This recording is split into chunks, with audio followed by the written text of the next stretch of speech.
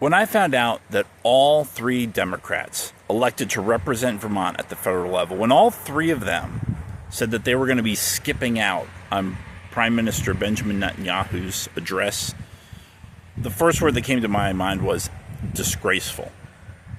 I can't imagine what a horrible message that sends to our allies around the world. It says, look, if you make the effort to come here, address the American Congress, to ask for help in a war that is trying to rescue hostages, which includes Americans, and you don't even show up to listen to what that leader has to say. Unfortunately, it has become absolutely characteristic for Democrats do not want to listen to anyone who has a different opinion. We've seen this here in Vermont when thousands of people reached out to their legislators around the state and said, please don't pass this Unaffordable Heat Act. They did it anyways. When more and more people, school budgets were failing all across the state. Voters were telling Democrats, we don't want this. Please listen to us. Governor Scott issued a veto to try to get property taxes under control, but Democrats wouldn't listen.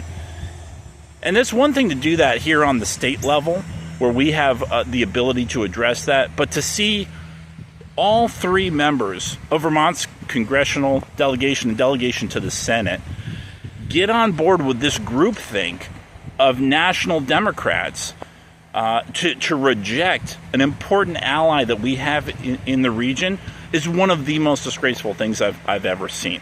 I understand people may have differences of opinion about how Netanyahu should run his country. I'm sure many of our allies have differences in opinion about how we run our country. But that's no reason to give them the cold shoulder. You can go listen to the perspective of somebody that maybe you don't agree with.